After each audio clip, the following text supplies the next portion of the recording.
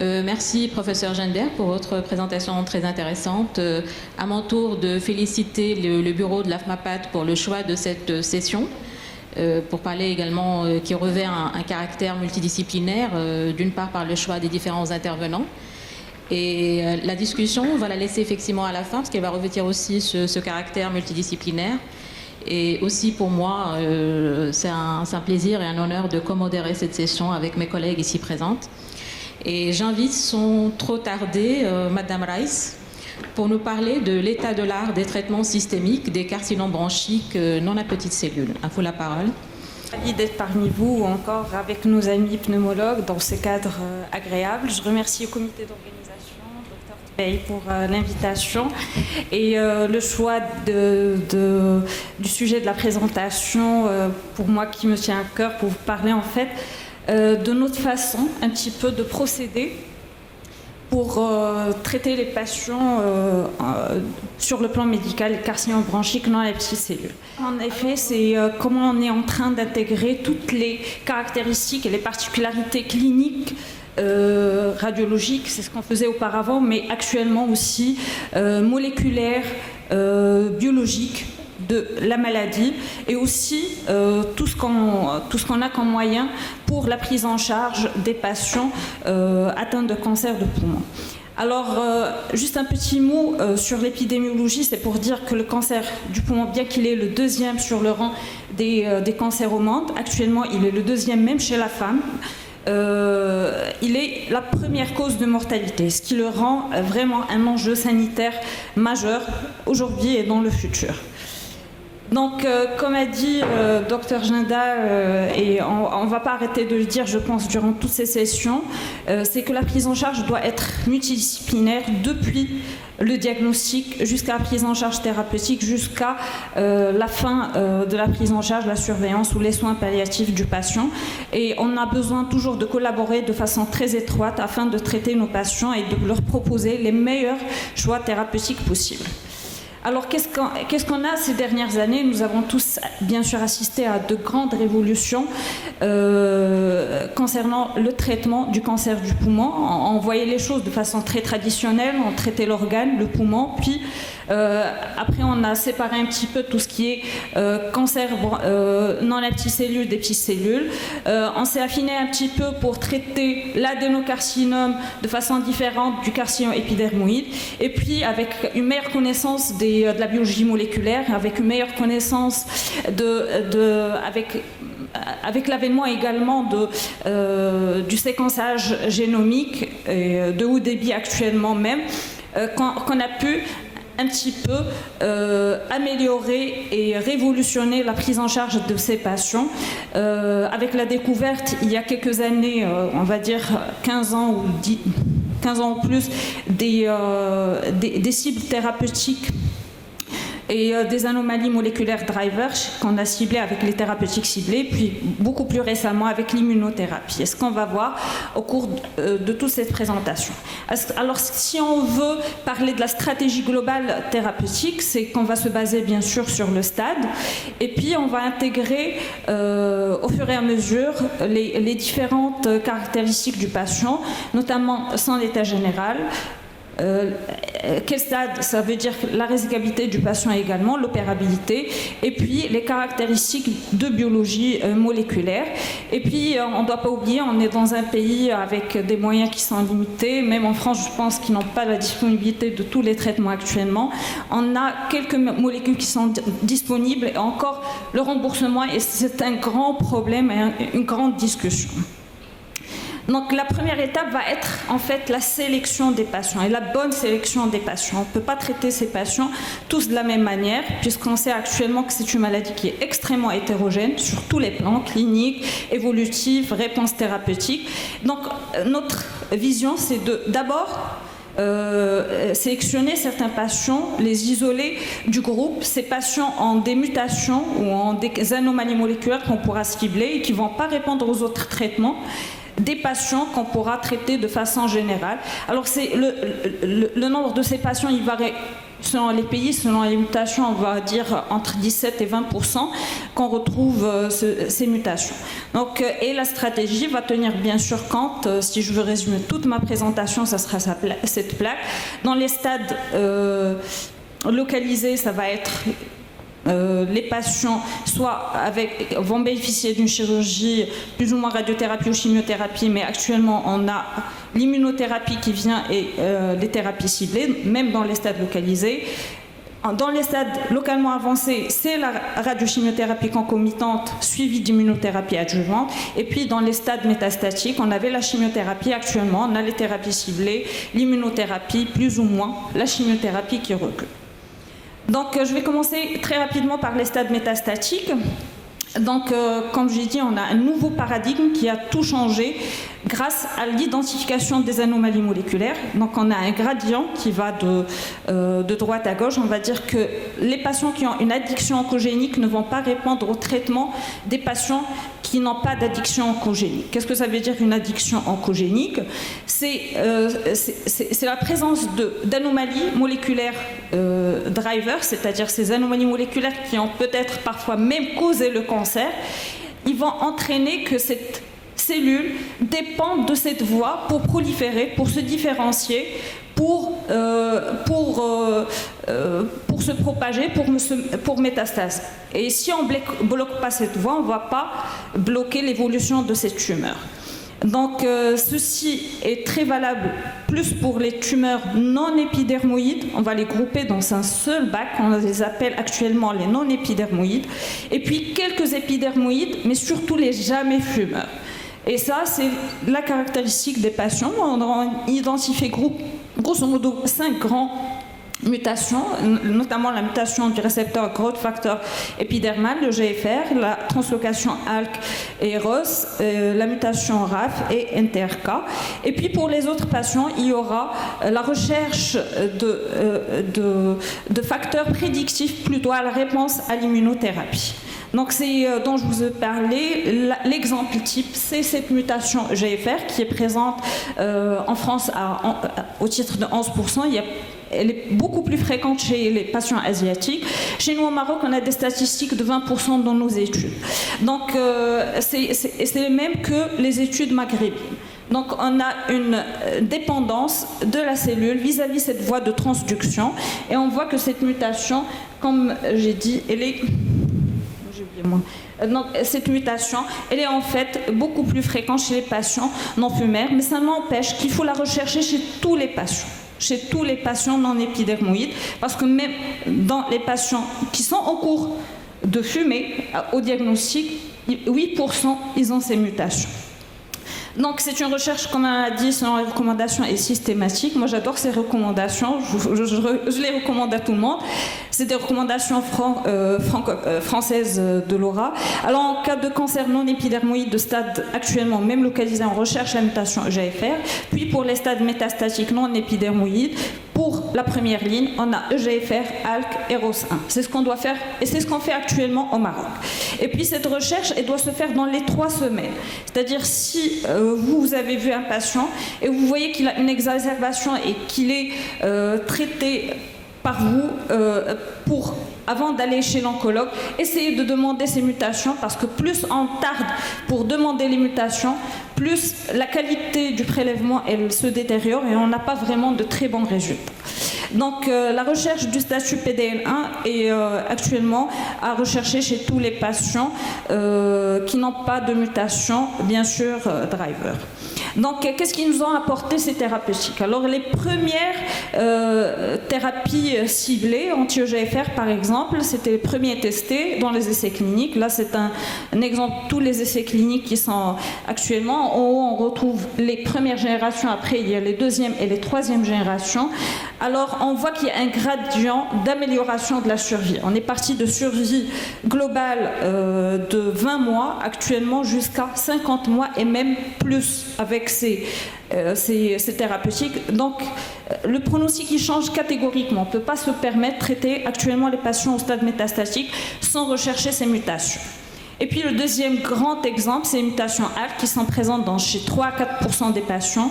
Il faut dire que ces thérapeutiques changent catégoriquement le pronostic des patients. On voit les courbes qui s'écartent et puis ça continue dans le temps. Et puis avec les molécules de troisième génération, notamment le lorlatinib, on a actuellement atteint des survies globales qui dépassent les 60 mois, les 5 ans. Avec surtout la caractéristique de ces patients, ce sont des hommes non fumeurs, jeunes, et qui ont des métastases, qui se présentent avec des métastases cérébrales. Alors, la réponse sur le système nerveux central, elle est vraiment spectaculaire et ça a permis de changer un petit peu le pronostic de ces patients. Donc actuellement, ça c'est les recommandations d'il y a 1 ou 2 ans. Il y a d'autres mutations qui sont tenues en compte, mais on va dire que ces mutations, c'est ce qu'on utilise actuellement. Ces mutations EGFR, ROS, ALK et BRAF, parce qu'il y a des traitements qui sont validés et qui sont approuvés dans cette situation. Et puis, chez nous au Maroc, c'est nos recommandations, le guide de protocole thérapeutique marocain qu'on a élaboré par l'AMFROM, l'Association marocaine de recherche, qui tient compte de ces mutations et on a les mêmes en fait recommandations. Je pars toujours de la première ligne. Les SMO, ils étendent les recommandations aux autres mutations, notamment RET, NTRK et MET, mais c'est surtout des mutations qu'on va utiliser après l'essai de platine, donc après la deuxième ligne. Donc en absence de driver oncogénique, maintenant on va parler plutôt immuno, parce que s'il n'y a pas de driver, on va traiter les patients. Mais avant, il ne faut pas oublier nos standards, c'est la chimiothérapie. La chimiothérapie a amélioré la survie de ces patients il y a plusieurs années, et on est devant une amélioration qui n'était pas très spectaculaire. On avait des survies qui ne dépassaient pas 10 mois, 1 an, et on est arrivé à un plateau, même avec le traitement selon le type histologique. Et puis le traitement de maintenance qui a permis un petit peu d'augmenter la survie globale. On est parti vers des survies jusqu'à médiane de 14 mois, 13 mois ici, 13,9 mois dans cet essai, et c'est le plateau, même avec des chimios de maintenance. Mais le paradigme a complètement changé il y a quelques années. On est parti vers, on ne cible plus la cellule tumorale, plutôt on va cibler la cellule immunitaire. Ça a commencé avec une idée d'un Américain et d'un monsieur japonais, et ça s'est basé sur le fait, la réflexion que la surveillance immunitaire joue un rôle clé dans le développement de cancer, et qu'il y a une caractérisation, que le cancer se caractérise en fait par une allergie, un épuisement du système immunitaire. Si le système immunitaire était efficace, on n'aurait pas développé, ou au moins on aurait un équilibre de ce cancer. Donc, comment ça se passe? En fait, ça se passe par une liaison au niveau des cellules lymphocytaires CD8 avec les cellules cancéreuses au niveau de certains points qui s'appellent les checkpoint inhibitors, c'est les CKI. Et ces inhibiteurs de checkpoint, lorsqu'ils sont liés à la cellule tumorale, cette cellule immunitaire va devenir complètement défaillante et désactivée. Alors le but, c'est d'enlever la ligation entre la cellule tumorale et la cellule immunitaire, de faire entrer un anticorps entre les deux, de les séparer. Donc on va réactiver la cellule immunitaire qui, elle, là, va reconnaître, puisque le reconnaît déjà, elle va reconnaître la cellule cancéreuse, elle va la combattre. Et puis ça marche. Chez beaucoup de patients, on a beaucoup d'inhibiteurs checkpoint qui sont approuvés, des inhibiteurs de CTLA4 et des inhibiteurs de PD1, programme Date1, ou bien de son ligand PDL1. Donc, qu'est-ce qu'ils nous ont apporté ces inhibiteurs? Si on voit les courbes, ça c'est une plaque que j'adore. Ça reflète tout en fait. C'est qu'est-ce qu'on avait avec la chimio et qu'est-ce qu'on a actuellement avec l'immunothérapie. C'est qu'il y a un changement drastique de la survie globale de nos patients. On était avec des survies qui ne dépassaient pas 12 à 24 mois. Actuellement, on a des survies avec certains patients, on va dire 20 à 30% des patients qui vont répondre, qui vont dépasser même les 50 mois et 60 mois. Donc comment on va faire les choix? Alors l'immuno en fait elle est venue pour remplacer un petit peu la chimiothérapie, elle est à la place, elle est séduisante. Est-ce qu'on va la choisir plutôt que la chimiothérapie ou bien les associer, comme ça on aura plus de réponses.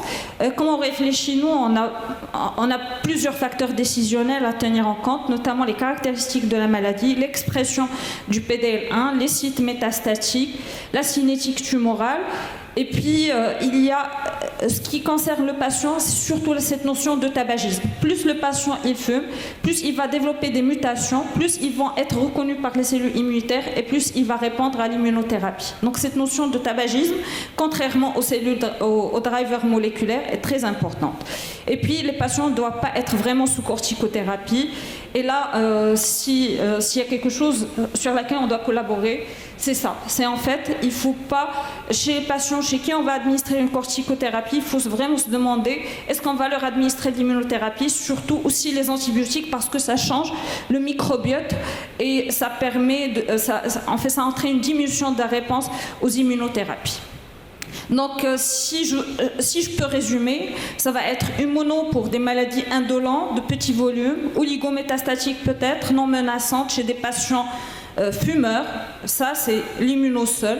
Et puis on va utiliser plutôt immuno plus chimiothérapie chez les patients qui sont agressifs, très symptomatiques et quel que soit le statut tabagique et qui peuvent en théorie supporter cette combinaison. Et bien sûr, ça va se discuter en réunion de concertation pluridisciplinaire. C'est là où on doit se réunir pour décider de ce qu'on va faire. C'est parce que cette immunothérapie, elle a une très grande variété de toxicités qui sont nouvelles, qui sont différentes de la chimiothérapie, qu'on ne connaissait pas avant, mais maintenant on commence à les connaître, à les maîtriser un petit peu. C'est un nouveau spectre qui est surtout lié à l'auto-immunité et qu'il faut un petit peu qu'on fasse. Ça, on l'a fait un jour avec professeur Sahan, une journée où on a parlé de ça et on a pensé à faire un réseau, ce qu'on appelait Immunotox chez nous, de parler de la prise en charge dans le cadre d'un réseau. Ici en France, il y a un réseau de prise en charge des tox immunothérapie anticancéreuse de l'Institut Curie qui est très connu et aussi Immucare de l'hôpital de Lyon. Donc il faut qu'on développe notre propre réseau avec la collaboration de tout le monde. Ça va aller plus vite dans les stades localisés. La chirurgie est le standard thérapeutique, comme vous le savez. Et puis, il y a la chimio qui était le standard, la chimiothérapie adjuvante qui est le standard à base de sel de platine pendant plusieurs années. Et puis, avec tout ce qui est avènement d'immunothérapie et de thérapie ciblée, on est parti des stades métastatiques à les intégrer, puisqu'ils sont efficaces, pourquoi pas les utiliser de façon beaucoup plus précoce. Et ceci était valable pour les stades localisés qui ont une mutation EGFR, avec un inhibiteur EGFR qui est actuellement le standard en stade métastatique, l'osimertinib. Et aussi, vous voyez les courbes, c'est vraiment phénoménal, avec une diminution du risque de rechute de plus de 85%. Donc, c'est un standard actuellement, il faut l'adopter. Et puis, si on est en train de voir la place de la chimiothérapie adjuvante, ce qui est nouveau dans cette situation, et c'est ce qui va changer le futur, c'est plutôt l'utilisation des traitements en situation néo-adjuvante. Et là, on a actuellement plusieurs essais qui sont en train d'instaurer l'immunothérapie comme étant l'arme thérapeutique à utiliser avant la chirurgie. Alors pour ces patients, on voit qu'il y a des réponses complètes pathologiques. Les chirurgiens les opèrent, ils ne trouvent rien sur la pièce opératoire. Et ça, c'est vraiment fabuleux. Actuellement, le nivolumab, qui est un anti-PD1, est un standard. Et puis plus récemment, il y a l'essai IGEN qui vient d'être publié il y a quelques jours et qui instaure le durvalumab en association avec la chimiothérapie comme étant une deuxième option thérapeutique chez ces patients, pas uniquement le nivolumab. Donc on a au moins actuellement 2 molécules à utiliser avec des réponses complètes, si vous voyez, des réponses complètes pathologiques qui sont très importantes et un bénéfice bien sûr en survie globale, en survie sans progression. Donc, dans les stades localement avancés, ça va être beaucoup plus rapide. Donc on a l'immunothérapie en consolidation après la radiochimiothérapie concomitante, qui est le grand standard avec le durvalumab pendant 1 an. Tous les patients qui reçoivent une radiochimiothérapie doivent recevoir par la suite une immunothérapie. En France, chez nous, c'est PDL1 positif. Il faut qu'il soit supérieur à 1%. Aux États-Unis, c'est n'importe quel taux de PDL1.